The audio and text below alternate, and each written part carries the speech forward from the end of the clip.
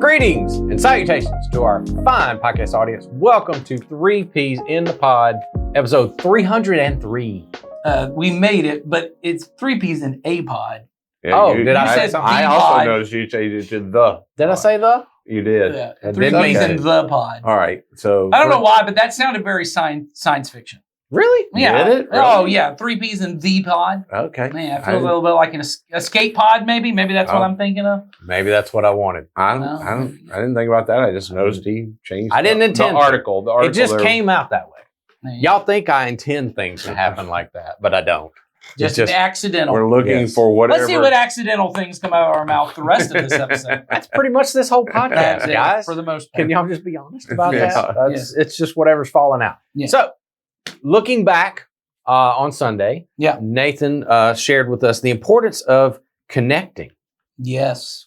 How Yeah, important in that small is. groups, In yeah, small particular, groups, with connecting with each other. Cornelian time. We're kicking off small groups and That's Yeah. right. It's a good season to do good that. season to do Yeah. all that. That's right. So, you want to recap a little? Yeah, I mean, the basic idea is that obviously we do small groups. And the reason why, and I say at the very beginning of the sermon, is all of us tend to get to a place, not early in life, but certainly once everything kind of settles into a rhythm, Mhm. we tend to live in autopilot.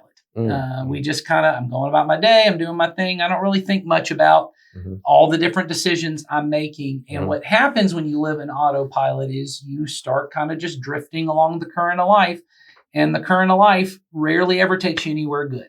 Mm. It tends to be, if you're not intentional about it, your relationships don't just naturally get better on their own. You got to put work into that. Your health and all those things, they don't just naturally get better. In fact, everything kind of naturally decays.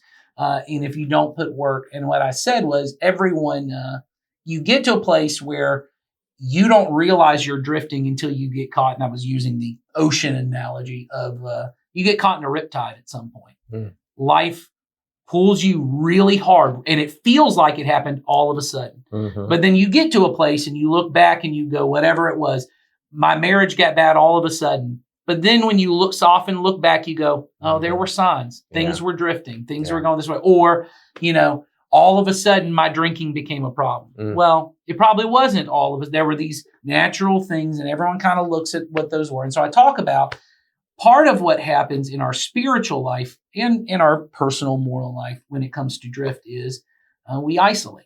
Mhm. We pull ourselves away. When you look at most of our stories where things blew up, we usually did that on our own.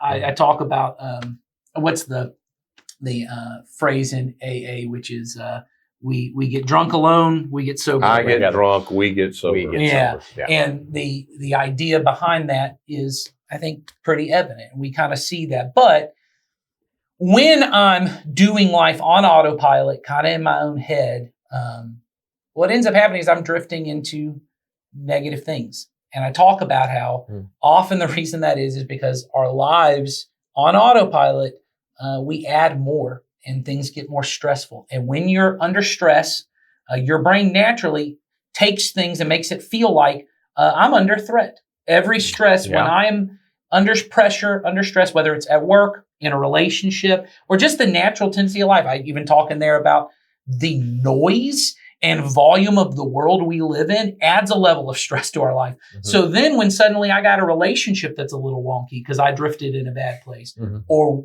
work stress gets more, all of that starts to feel like I'm under threat. Mhm. And my brain starts telling me, you gotta pull in, you gotta isolate, you gotta protect yourself. But honestly, the solution is I need to actually let some people in.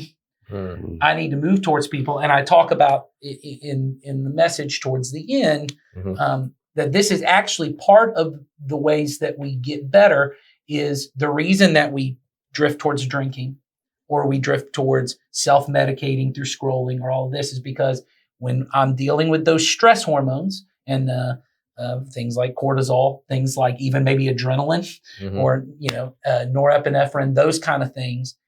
The thing that actually helps that is I got to get some dopamine to release, or I got to get some oxytocin to help lower that. Well, scrolling on your phone will give you a little bit of dopamine. Sure. certainly drinking. Another one that a lot of people don't know is fighting, yelling, screaming. That releases some, which is why when you're really stressed, sometimes you go outside and you scream, you go, wow, I felt something come out. But all of those come with other negative side effects. Well, yeah, and in the counseling room, we call that the cheap dopamine. That's right. Right. That's It's cheap dopamine. That's the cheap kind. But there are other things. And one of those is having a meaningful conversation with somebody, Yes. laughing with other people, having like a bonding moment with other people. As I said a few weeks ago, vulnerability is the more weighty kind, the more difficult, but it is the better. But your brain releases dopamine, oxytocin. And so I talk about that's why when you actually call a friend on the phone and you're stressed out and you talk to them, you actually let a load off. You actually let off some of those hormones. And I talk about that's what small groups allow us to do for one another, is they are places for us where when I am naturally tended to go, my life, I don't have time to add a small group to my life. I don't have time to add other people to my life because my life is so busy. If you will fight that natural urge and you will actually let other people in and you will sit in an environment with some people where you say, here's what's really stressing me out right now. It will actually help to counteract a lot of the stress. Do you think that's why? Because you guys have heard this, and I know I have too. People will say, and I've said this, when it comes time to go into an environment like that, when I have my small group that I'm a part of, and I know it's coming up on a particular night, there's something in me often that'll go, yes, I hope they cancel. Yeah, I don't have time for this, or there's other things that I need to be doing. I could really use that time, or I just don't feel like I'm really tired and I'm worn down and I'd rather not go, or I'd rather not show up. And then I do. And then after it's over, I go, well, I'm glad I did. I felt way better. Right. That was what I needed. That wasn't as bad as I anticipated, or it didn't take energy from me. I actually received something and I got some peace out of that. You think that's the same kind of thing? Yeah, and that certainly is where I'm trying to get to in the sermon. And then I was thinking hopefully we could have a conversation here about that of the solution is actually the thing you're fighting against. The solution, when my life is super stressed and super pressure, and I go, I don't even have time to rest. But the truth is, and I've said this to people in my own small group, you're either going to get on the video call for an hour, or you're going to also open your phone and go on TikTok for an hour. But what has happened is your brain has been trained to go, that will actually stress relieve when it doesn't stress relieve. No. And it's diminishing returns because it's why they call it doom scrolling for a reason, is your brain keeps going. You get less dopamine every time you scroll. And this is why it's an addiction, because the first time you take a hit of a drug, it really does something for you. Sure. And you eventually build up a tolerance. And you got to have more and more and more. But I tell them, you can do that and doom scroll, and it won't ever feel as good as you think it will. Or you can also open your phone, get on the video call. Well, I don't want to blame this. I hadn't had this thought until you were talking a minute ago about isolation and how dangerous it is for us, and that we're naturally built to connect with people, but we resist it. How dangerous the current form of Western Christianity is because we've given into that the most important part of Christianity is me and God. Right. It's just me and God. Yeah. And that all I really need, if I could get really spiritually mature, I wouldn't need anybody else but God. So I need to learn more. I need to pray more. It's just me and God. And the thought that I should connect with other people, other believers, to somehow deepen my spiritual life it's really antithetical to what is normally heard everywhere. I should listen to worship music, just me and worship music. Yeah. I should pray. I should read my Bible. It just me and God and these items.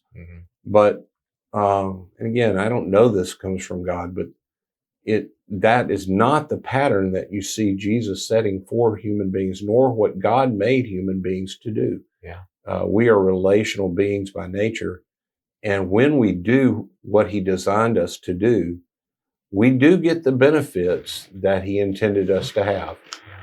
There's all the things that we're looking for happen best in those kind of environments. Now, honestly, you can also, I get people say, well, I get hurt when that is possible. Sure. It is possible that we will hurt each other. But even that if I will press into the relationship and talk about it, Yeah. I begin to learn skills that can keep that too from becoming an end all be all run back to Yes. isolation thing if Yeah. I'll do it. And I've been thinking as both of y'all have been talking, especially when Nathan, you sort of introduced that isolation tendency that, comes when we're going through those really hard things. Right. And then the way you described it, you basically described what in the counseling world that I'm part of is we talk about how trauma works Mhm. in the body Mhm. or stress and anxiety works in the brain and how it turns on all of those alert systems that Right. tell you that you're in danger. And so what a lot of people try to do is they internalize all of this pain, all of this trauma, all this stuff that they're going through. And they don't realize that sometimes, not always, but Sure. sometimes if I just talk about it Yeah. with another person that will just listen with some level of objectivity and empathy and allow me to process through all of that, something happens in the chemical reactions that are going on inside of your brain Mhm. that brings all of that into a different space where it just doesn't feel the way it feels when you're holding it all inside. I've sat with so many people that come in and are saying something to the effect of, I don't know what's happening to me, but it got to the point where I'm waking up in the middle of the night in cold sweats. I can't breathe. I'm having panic attacks on the way to and from work. Something's going on in me. And I go, hey, let's talk about Yeah. let me back up and tell me what's going on in your life right now, or what happened in your life during this time. We start exploring. I just start picking on certain things. And pretty soon they wind up telling me these life stories about, my parent who was addicted, or my someone who hurt me in the past, or some type of trauma that I went through.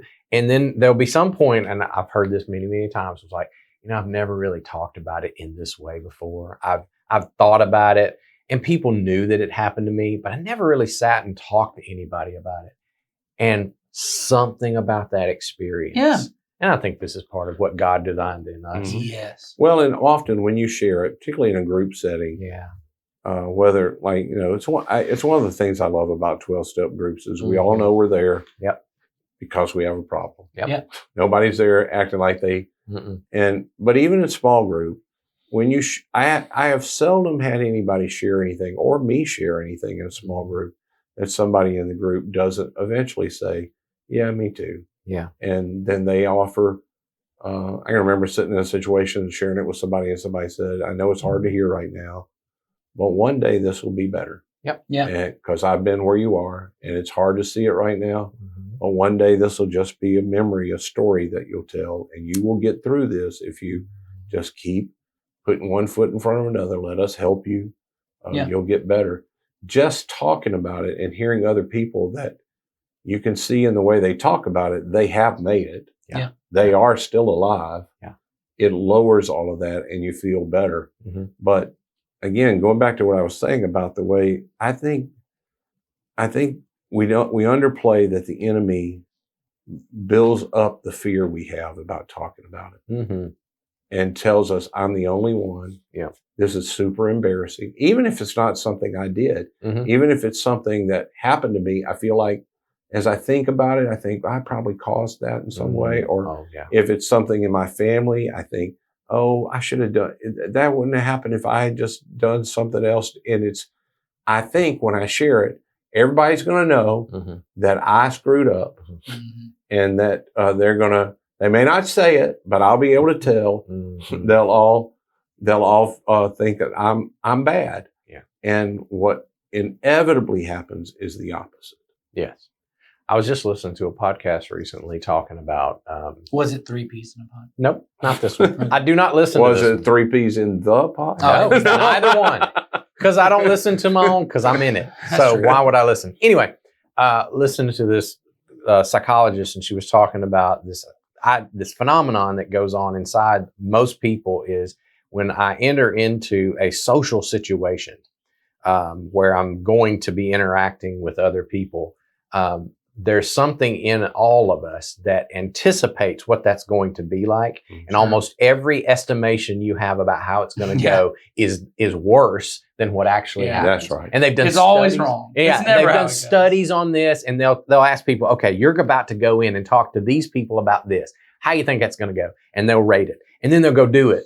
They'll come back and say, how'd that go? And it's always better. Yeah, that's right. It's never as bad as what I think. Right. I think we all have that sense of, like I just said about walking into my small group, and it's like, this is going to drain me. This is not going to be enjoyable. This is that and that. And then I come out and I'm always like, that was better than I expected. Yeah. You know, there's something in us that just dreads that. And I think it's part of that. I gotta reach out. I gotta open up. I gotta share some things about me. And it just feels vulnerable, unsafe, or whatever it might feel like. And it rarely ever is. Yeah. You're not wrong, Ed, when you said there are times when people are going to disappoint you. They're going to hurt you. Yeah. That will happen. But even that, I find, is not as devastating as we often anticipate it is going to be. After a while, you can learn when that happens. Don't have to do it right in the moment. I don't have to blow up. But I now know I can talk about that. And that too can find some safety and relief. And the person rarely, and sometimes it's true, rarely did they intend to hurt me the way I took it.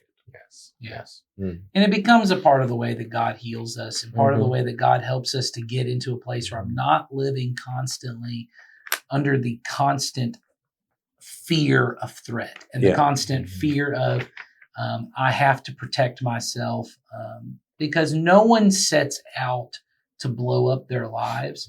And that's the part of the verse that I bring up from Hebrews that I kind of preach on, where it says, see to it that none of you has a sinful, unbelieving heart. But then it adds the part of encourage one another so that none of you is hardened by sin's deceitfulness. And sometimes I think the way I've read that is like, my personal sin will deceive me that it's not that big of a deal. And, you should get, and I think that's true. I think that happens. I think the other part, though, is the way that sin is used there is as the enemy of the great cosmic sin that exists. And part of the deceitfulness is the way that we're talking about, even not that isolation is a sin, but it is a tool of the enemy to put me in places where I will be more tempted to do things that will drag me away. And I'll just say, I know a lot of guys that I've talked to because of issues in my own life where all of the issues started because I didn't go to bed when my wife went to bed. Ooh. She went to bed. There's nothing sinful about not going to bed when my wife goes to bed, but there's a little deceitfulness of, I'm just going to stay up and play some video games. I'm just going to stay up and scroll on my phone a little bit longer. And then eventually, not the first night, not the second night, not the fourth night, right? Or the same thing of, I'm going to text some people. And we shouldn't really be, there's really no reason for me to be texting this late at night. There's no reason for me to be texting someone else doesn't know about. There's not a reason for me to be doing X, Y, and Z. None of that in itself is a sin. But the deceitfulness is going, don't tell anybody, hide it, keep it to yourself, do some things nobody knows about. And then eventually I find myself, and I think about the story of David and Bathsheba, where it says, at the time that kings go to war, David was not at war. And there's this idea of you've put yourself in a position where you're not supposed to be there. You weren't supposed to be there. You're not supposed to be there at that time. And so I think about marriages when you talk about the drift, or you talk about things at work, or you talk about addictions you get into. No one sets out with the first drink to go, well, this is going to make it where I can't see my kids anymore.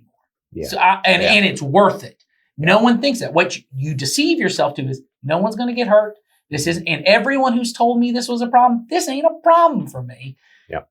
And all of us have done that in some area in life and a different thing. It's the deceitfulness of sin. Yep. And I think about the tools of our enemy to say, I know all the research out there that the phone is destroying my life, but I can handle X, Y, and Z. And you don't realize it's not the phone that's going to destroy your life. It's where this thing eventually is going to lead. The part of me that goes, I can't talk about anything to anyone. I can't do difficult things anymore. I can't, whatever those things are that will isolate me, it's the isolation or the deceitfulness or where I end up that will put me in a position to do something that will blow up. Well, I think all of sin has a deceitfulness to it, in that even though I shouldn't say old fashioned, it's just the ones that don't require anything other than somebody hurts me. I choose not to forgive. I don't realize that that's going to make me begin to, down the road, not trust other people because they too Sure. will hurt me and I Yeah. probably won't be able to forgive them. And then over time, I become a person that's cynical about every person around me. Mhm. And I don't, and sin continually tells me what I'm doing is protecting myself. Mhm. Right. I'm protecting myself. Yeah. And what I'm doing is hurting myself. Yeah. So, Well, kind of related to what we're talking about of this isolation thing, Mhm. and then, feeling burned by relationships. We got a question just a few weeks ago that kind of relates to this, and we held on to it for this podcast. We're going to answer it real quick before we wrap up. It's actually, they even say, this is not really a question. It's just a statement. They just want us to react to it. And I appreciate that you reached out on this, because I think Absolutely. it's definitely an issue that deserves being talked about. So here's what the question was from one of our listeners. I have recently felt burnt out in my relationship with the church, Mhm. but I have continued to attend solely out of obedience to God. I don't really have a question so much as I know this is a problem, Mhm. and I would love some insight on this. So we got somebody who feels just they're coming out of obligation or out of obedience to God. I know I should do this, but I'm feeling Yeah. burned on this whole experience of connecting with people or coming to Mhm. church. What would you guys have to say to somebody in that spot right now? I would say good for you for recognizing Yeah. one, that, this is a problem. This is not the way you want to experience your life with God. Yeah. Good for you for continuing Yeah. in obedience and saying, but I also know God has a reason that this is something that he instructs me to do and he calls me to do. And so I'm going to do that. I think my insight I would give is, and I've said this to other people when it comes to similar things. I don't think they've used the same term of burnout and that kind of thing, but when they say, I feel like I'm not getting what I used to get. Yeah. I don't feel it anymore. I don't feel it anymore. Mhm. And the implied part of it is, and that means I don't really want to come anymore. Yeah. Like and what I have frequently said to people is the attendance is not what's causing the feeling of burnout. Mhm. So then the solution is not, well, if I stop coming, Yeah. that problem will go Mhm. away. In the same way that, and I've had times like this in my relationship with my own spouse. There are times where we have an issue and it's difficult to talk about whatever the issue is, but I know the solution is let's just keep not talking about it and That's it will right. go away. That's Now, right. I pretend like that'll be the issue, That's and right. sometimes I'll do that. Mhm.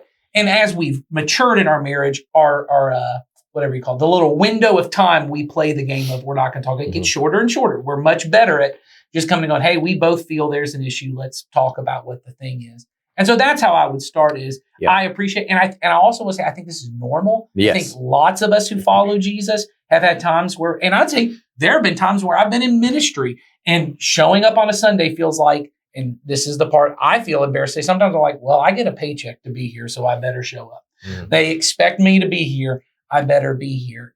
And I don't get something out of it. I don't feel it, whatever that kind of means. So I'll kind of end it there. I think it's normal. And I don't think the problem is not the attendance. So the solution isn't removing the attendance. There's probably a deeper problem. yeah, I would even say to the person after we had talked and I'd said the things that you just said, I would say, I'd like you to try to reframe it in your head and say, I know this is a problem. Maybe that statement itself is not true. Mm. This may be normal, Right. and it may not be a problem. Mm. It may be because it seems to be, when you've read as much church history as we have, and you know, there are no people that we now call saints from the last 2,000 years that didn't have periods in their lives Right. where they didn't feel exactly what you are. That's right. And what you have to lean into is that you said, I'm doing it out of obedience. Well, Jesus says obedience is love. That's right. And we tend to think of love as when I feel it. And there's a lot of things that go into making me feel certain things. So I don't want to get into that. And even the feeling of I'm not feeling anything. There's a lot that goes into that. So, you may need to talk to somebody And the person I'd first talked to about it is primarily I'd talk to the Lord about it. Lord, Mhm. I'm showing up Mhm. because you said I should. Mhm. And I'm going to continue to do that because I love you. And you said that obedience is love. And so I'm just going to continue to do this and trust that this will be for my good. Mhm. There was a large period of my life where I read almost everything about Mother Teresa I could find. And, she became Nobel Prize winner. She became heralded by people all over the world. And what nobody knew until she had died and she was going through the process that I just lost the word for, basically being Dark night of the soul. No, I'm talking about being vetted as a saint. Sainthood. Yeah, The I can't veneration. veneration when they're Yeah. when they're Mhm. it's basically the church goes through and did all the things we actually thought about her, are those true now that we can go and talk to everybody? Yeah. And what we found is she would write to her mentors and the people she had known, and she had not felt Mhm. close to the Lord since maybe 20, 30 years of her life when she Yeah. was just being lifted up Yeah. so high.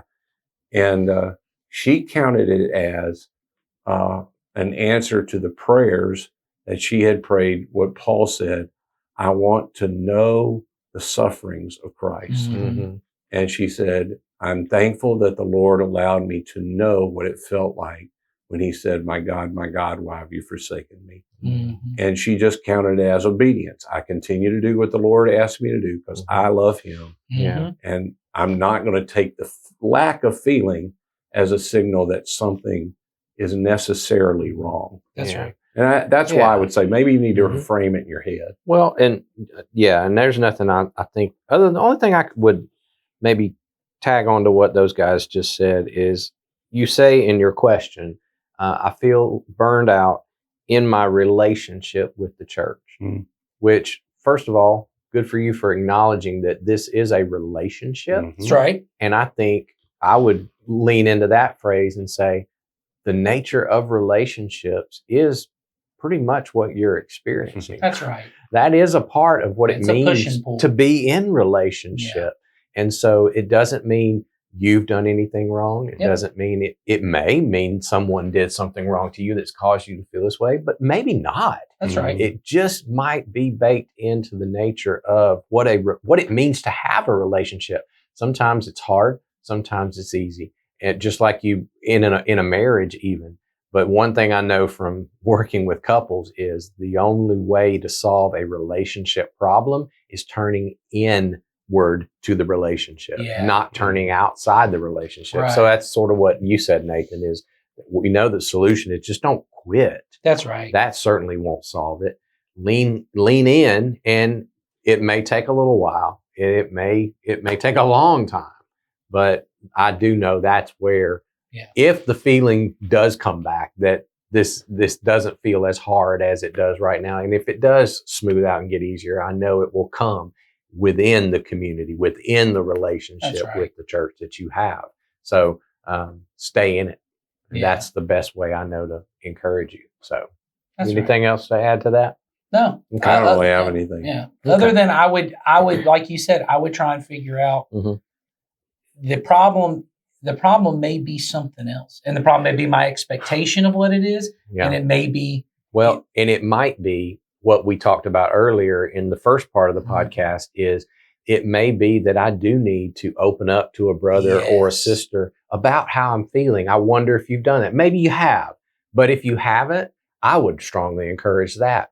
If you do have close relationships with a Yes. brother or sister in Christ in the church, to go to them and say, hey, that you haven't told yet. Say, man, I haven't said this to you, but you just need to know I'm struggling right now and things aren't going very easy for me. And would you encourage me? Would you pray for me? Would you check in on me? And if you have people in your life that you feel comfortable saying that to, I bet you they also care enough to say, absolutely, I'm with you on this. Let me walk beside you. Let me pray That's for right. you. Let me walk with you through this time. Mhm. And I'll bet that would be the place that if it's going to turn soon, it would turn right there. Yeah. So, and you might find in Mhm. that process, mhm. there's all different kinds of, as we said, there may be other things that are going on. It may be something in my life that's outside of the church. And That's my right. life right Maybe. now Maybe. is so, I know for me, the times where it has been hard to find joy in being in the church. It's often hard for me to find joy anywhere. Yeah. And what I find is my Yeah. life has become so overwhelmed Mhm. and so stressed that I have allowed that. And once again, this is, I want to say this part. It's not a sin to feel the way you're feeling, No. but there is a way that the deceitfulness can get in there, and it can start to trick me into, as we've said, if I'm feeling this way, that, and I know people who feel this, maybe that's a sign that God isn't there anymore. God doesn't speak, or I've done something wrong, or someone else did something wrong.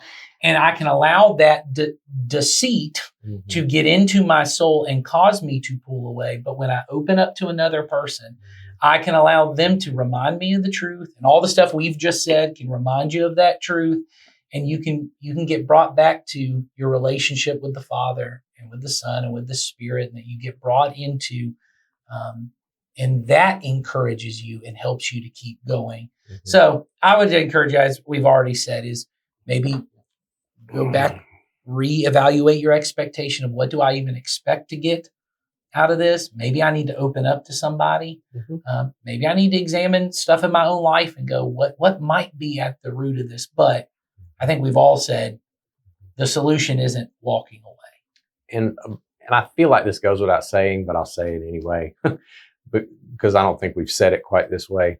But that phrase in the Psalm 51, where David comes to the Lord, he confesses, and he says, "Restore to me the joy of my Yeah. salvation." I think that should be your prayer. Yes. Just keep praying that prayer. Yeah. Father, restore to me the joy of my salvation in this body of believers in your church, and ask for it. And then just keep asking, keep Yeah. knocking, and who knows what God will do. That's right. So, all right, that's enough for today. We will be back next time doing the same thing. We're going to look back on the message from Sunday, do a little deep dive. And if you have questions about anything that's going on in your life that we've been talking about on Sundays, send that to us. We'll work it in, we'll incorporate it, try to answer your questions. See you next time.